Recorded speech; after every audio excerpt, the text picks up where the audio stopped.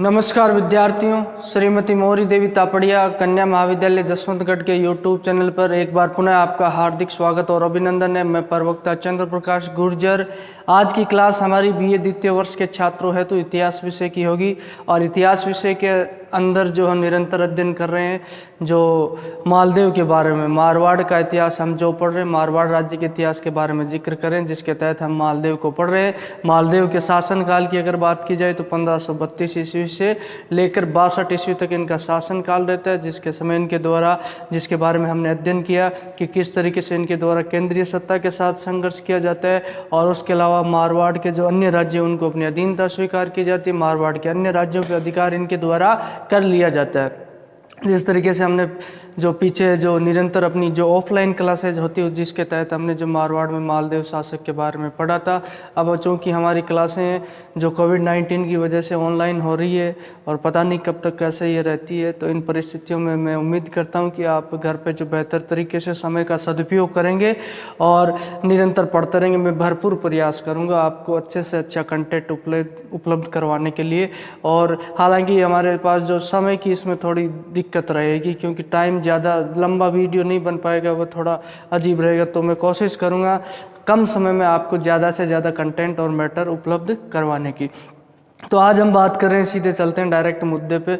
अगर बात की जाए तो मालदेव का हमें जो मूल्यांकन है वो शेष रह गया था। हालांकि बात की जाए तो मूल्यांकन में जो ही उसके शासनकाल के बारे में हमने पढ़ा था, उसी का जो सार है मूलतः देखा जाए, जो आंकलन अपनी तरफ से आप अपनी तरफ से भी कर सकते हो, फिर भी हम देखते हैं उसका मूल्यांकन। हालांकि उसके द्वारा जो स्थापत्य के क्षेत्र में क्या निर्माणकर्ता के रूप में क्या क्या किन किन जो चीज़ों का निर्माण उसके द्वारा करवाया जाता है, स्थापत्य में उसका क्या योगदान रहता है, उसके अलावा जो साहित्यिक क्षेत्र में उसका क्या योगदान रहता है, किस तरीके से कवियों और साहित्यकारों को आश्रय दिया जाता है, उसके बारे में आज मूल रूप से हम जिक्र करेंगे। तो बात करते हैं मालदेव के द्वारा जो एक निर्माणकर्ता के रूप में कि उसके समय में, मालदेव के समय कौन कौन से जो निर्माण उसके द्वारा करवाए जाते हैं। चाहे भवन को ले लो आप, चाहे परकोटों को ले लो, परकोटे यानी जो चार दीवारी होती है उसे परकोटा कहा जाता है।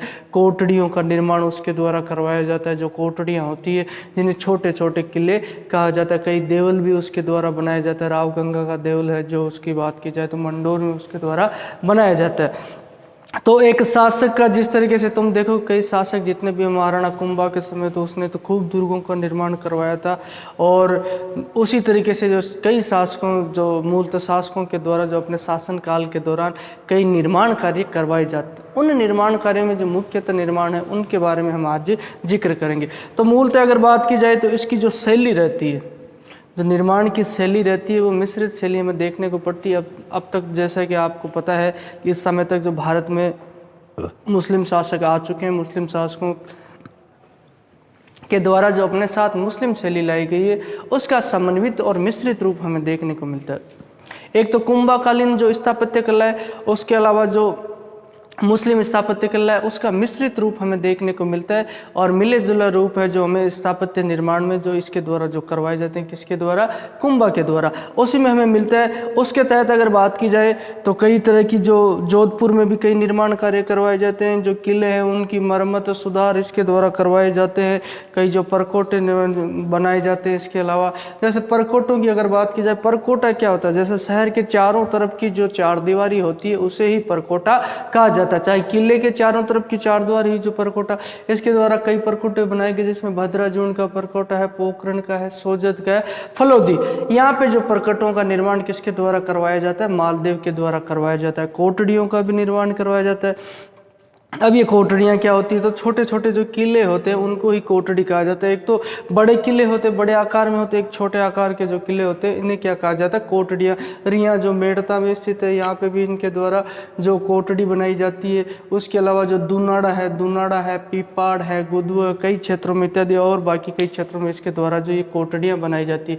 छतरियाँ, अब ये छतरियाँ क्या होती है, जब कोई व्यक्ति मर जाता है तो उसके जहाँ पे उसको जलाया जाता है या उसको उसका अंतिम संस्कार किया जाता है। उसी क्षेत्र पे जो एक स्मारक के रूप में निर्माण करवा दिया जाता है क्षत्रियों का, बड़े बड़े जो उसमें जो पिलर्स वगैरह लगाकर जो स्तंभ वगैरह खड़े कर दिए जाते हैं, उन स्तंभों पे जो छत डाल दी जाती है, तो वही जो छत्रियाँ कहलाती है। तो कई छत्रियों का निर्माण इसने करवाया। माल जोधावत है, जैसा भाटी है, इनकी जो छत्रियों का निर्माण इसके द्वारा करवाया जाता है। और भी कई लोगों की छत्रियों का निर्माण इसके द्वारा, ऐसे कई छत्रियों का निर्माण करवाया जाता है। और उसी दौरान उसके द्वारा राव गंगा का देवल भी वह मंडोर में उसके द्वारा बनवाया जाता है। और ये जो रहट क्या होता है, ये राहट भी कहते हैं इसको, रहट भी कहते हैं, जो पानी को खींचने के लिए जो टेक्निक होती है। जो ये तारागढ़ अजमेर का जो किला होता है इसके अधिकार में रहता है। यहीं पे तो रूठी रानी जो रूठ के चली जाती है उमादे, अगर बात की जाए तो उसी दौरान वहाँ पर रहट लगवाया जाता है, जो किले में जो पानी की समस्या उसका समाधान करने। ये पैरों से चलने वाला रहट था, और जिससे पानी को ऊपर चढ़ाया जाता था। किले पे जो नीचे से तालाब से जो पानी को ऊपर चढ़ाने के लिए व्यवस्था की जाती है, उसे रहट कहा जाता है। तो इस तरीके से कई निर्माण अगर बात की जाए तो उसके द्वारा करवाए जाते हैं। किसके द्वारा? मालदेव के द्वारा।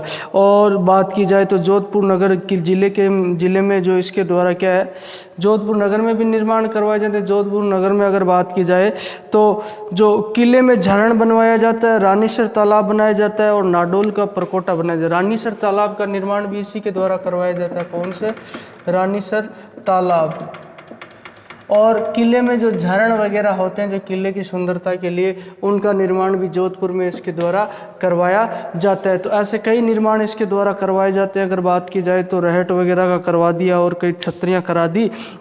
सिवाना, अजमेर और बीकानेर किले में जो निर्माण कार्य करवाए जाते हैं, सिवानेर का किला है, बीकानेर का किला है। सिवाना जो तुम्हारे बाड़मेर वाला है, और अजमेर वाला किला है। बीकानेर वाला किला जिस तरीके से कल्याणमल से इसके द्वारा छीन लिया जाता है, उस किले में कई निर्माण कार्य इसके द्वारा करवाए जाते हैं। तो इस तरीके से जो स्थापत्य कला में जो यहाँ मालदेव का हमें योगदान देखने को मिलता है, स्थापत्य कला को खूब प्रोत्साहन इसके द्वारा दिया जाता है। किसके द्वारा? मालदेव का शासनकाल कहाँ से कहाँ तक रहता है? जो 1432 ईस्वी से लेकर 1462 ईस्वी तक।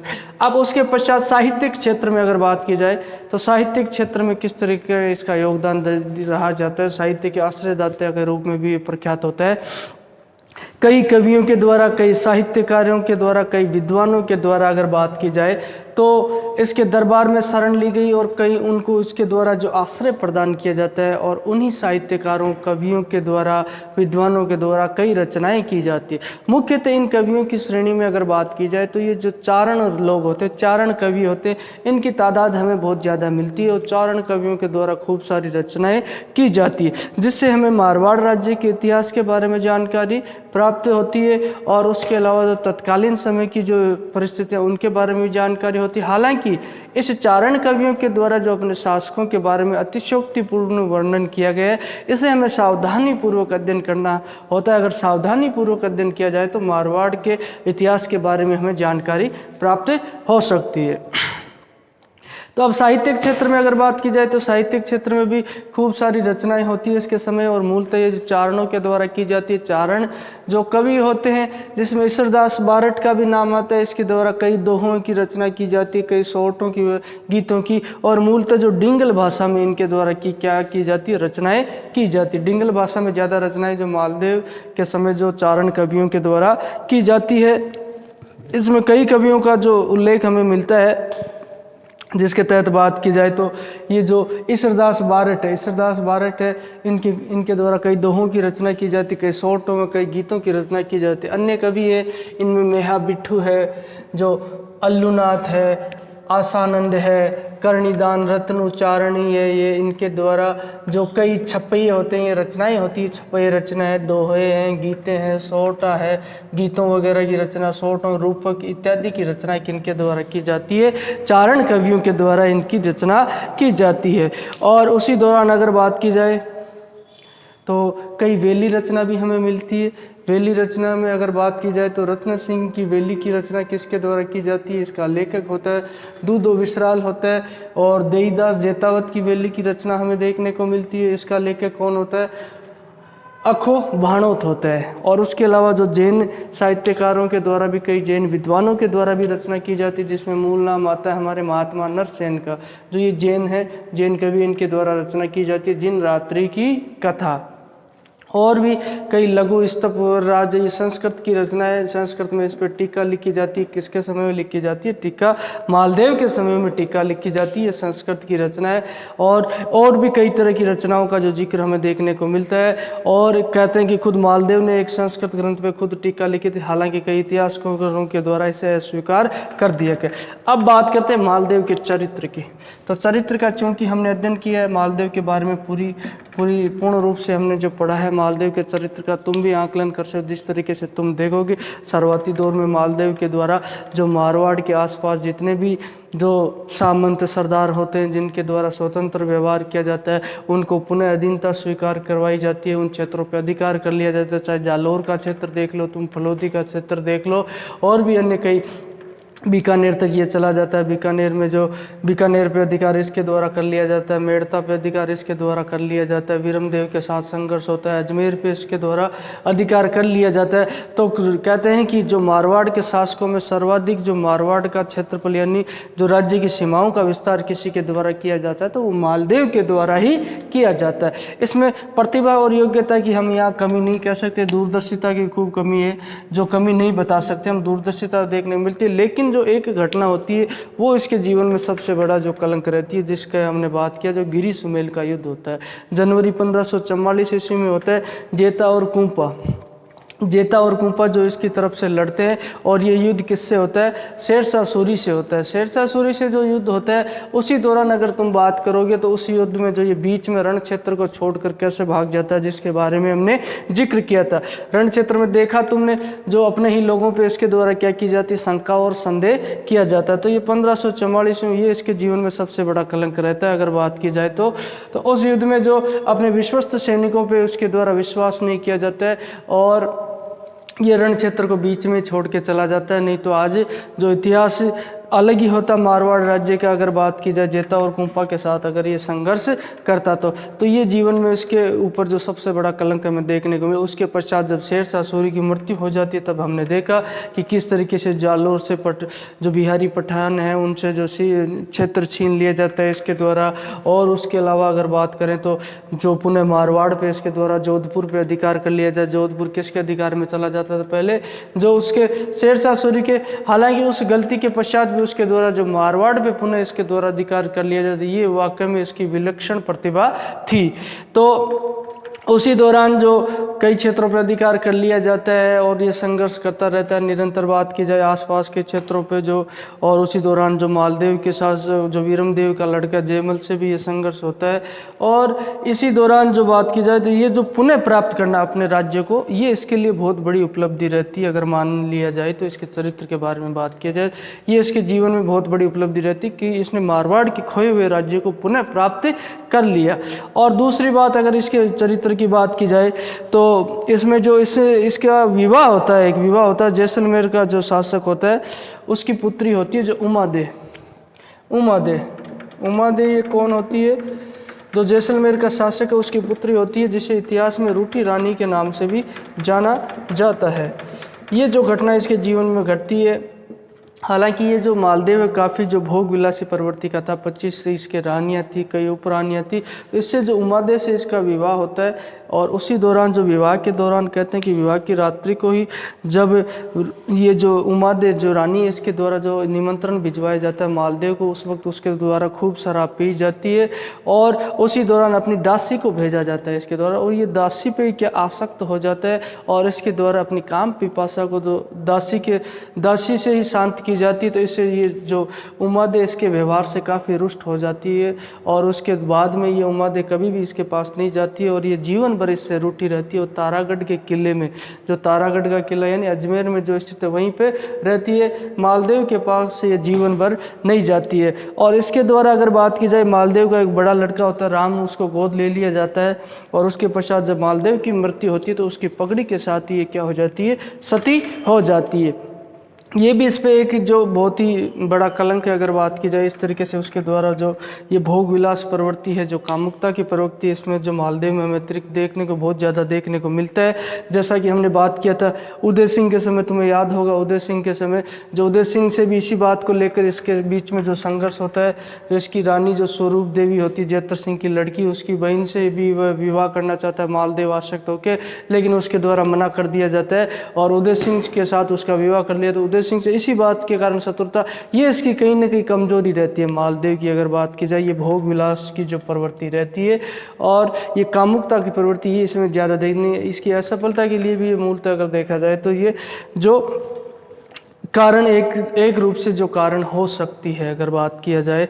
और इसके समय में अगर बात किया जाए तो झाली जो रानी है उसका वाकया होता है। उसके अलावा जो जैन ग्रंथ है उसमें एक उल्लेख मिलता है जिसके द्वारा मालदेव द्वारा अपने जीवन में 4 बड़ी गलतियों का जिक्र किया गया कि मैंने जीवन में 4 बड़ी गलतियां की है। एक तो जो किले की दीवार की बुर्ज में इसने कई महिलाओं को चुनवा दिया था जिंदा अगर बात की जाए। कहते हैं कि एक रानी को भी इसने शंका के आधार पर मरवा दिया था अपनी रानी को। और उसके अलावा जो सातलमेर का दुर्ग है उसे तोड़कर इसके द्वारा जो जैतारण का दुर्ग बनाया जाता है। हमने कहा था कि सातलमेर में जो शासक होता है उसको भगा दिया जाता है, वो जैसलमेर की तरफ चला जाता है। सातलमेर दुर्ग को तोड़कर इसके द्वारा जो जैतारण का नया दुर्ग बनाया जाता है, ये इसके द्वारा अपने जीवन की दूसरी बड़ी भूल मानी गई है। और इसके अलावा जो अपने भाई भतीजों के साथ भी अगर बात की जाए, बंधुओं के साथ इसके द्वारा जो उनका राज्य छीन लिया जाता है और उनकी हत्याएं कर दी जाती है। इसने मरते वक्त कहा, ऐसा कहा जाता है कि मालदेव को जब जो सुला दिया गया था बीच में चौक के बीच में, तब इसके द्वारा ये बातें कही गई थी जो अंतिम समय जब इसका प्राण निकल रहा था। तो एक तो इसके द्वारा जो किले की बुर्ज में औरतों को चिनवा दिया गया, अपने भाई बंधुओं की हत्या इसके द्वारा की जाती है। और सातलमेर के दुर्ग को तोड़कर जो जैतारण का दुर्ग इसके द्वारा बनाया जाता है। और गिरिशमेल के युद्ध में जो अपने ही लोगों पे इसके द्वारा जो शंका की जाती है, ये इसकी जो सबसे बड़ी भूल मानी जाती है। इसके द्वारा बताया गया कि मैंने जीवन में सबसे बड़ी 4 गलतियां की है। हालांकि जो समकालीन लेखकों के द्वारा भी कई जो चारणनीति लेखक हैं, कई और है लेखक, इनके द्वारा इसको काफ़ी पराक्रमी और शौर्यवान शासक भी बताया गया मालदेव को। जो जैसा कि मारवाड़ परगना विगत है जो रचना नैणसी द्वारा की गई है। मारवाड़ परगना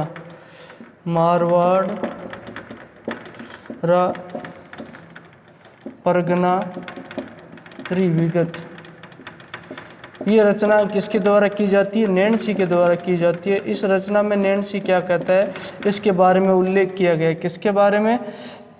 मालदेव के बारे में उल्लेख हमें देखने को मिलता है। इसके द्वारा मालदेव को भाग्यशाली, पराक्रमी और जो भाग्यशाली इसके द्वारा बताया गया, बताते हुए इसकी जो प्रशंसा है इसके द्वारा। हालांकि ये इसकी काबिलियत और योग्यता रहती है कि शेरशाह सूरी के द्वारा जब इसका राज्य छीन लिया जाता है, फिर भी उसके द्वारा पुनः उस राज्य को प्राप्त कर लिया जाता है अपनी योग्यता और काबिलियत के आधार पर।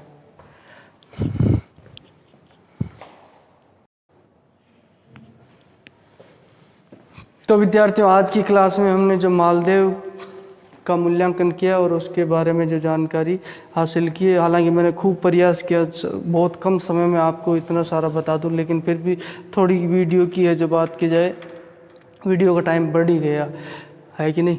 तो अगर बात की जाए तो मैं प्रयास करूंगा, फिर भी कई चीज़ें इसमें कंटेंट छूट ही जाता है। अगर बात की शॉर्ट समय में अगर वीडियो बनाया जाए तो ये मूल्यांकन के बारे में आज किस तरीके से इसके द्वारा जो निर्माण कार्य करवाए गए हैं, उसके अलावा जो साहित्य के क्षेत्र में क्या उन्नति की जाती है और इसके समय जो ज़्यादातर चारणों के द्वारा जो इतिहास और साहित्य की रचना की जाती है, जिसमें कई रचनाएँ उनका हमने जिक्र किया। उसके अलावा जो मालदेव का चरित्र, तुम स्वयं भी इसका जो आंकलन कर सकते हो, कैसा तुम्हें इसका कैरेक्टर कैसा दिखाई देता है। तुम्हें भी इसके द्वारा जो बड़ी भूल इसके द्वारा जो उसमें गिरिशमेल वाले युद्ध में की जाती है, उसके अलावा जो उम्मादे के साथ इसके द्वारा व्यवहार किया जाता है, कई पत्नियां उपपत्नियां इसके द्वारा रखी जाती है उदय सिंह के दौरान। तो ये इस तरीके से जो इसमें देखा जाए तो भोग विलास की प्रवृत्ति ज़्यादा थी, फिर भी जो इसके द्वारा पराक्रमी और योग्य शासक रहा था। कई जो इसके द्वारा पुनः ये इसकी सबसे बड़ी उपलब्धि रहती है कि मारवाड़ राज्य पे पुनः इसके द्वारा क्या कर लिया जाता है, अधिकार कर लिया जाता है।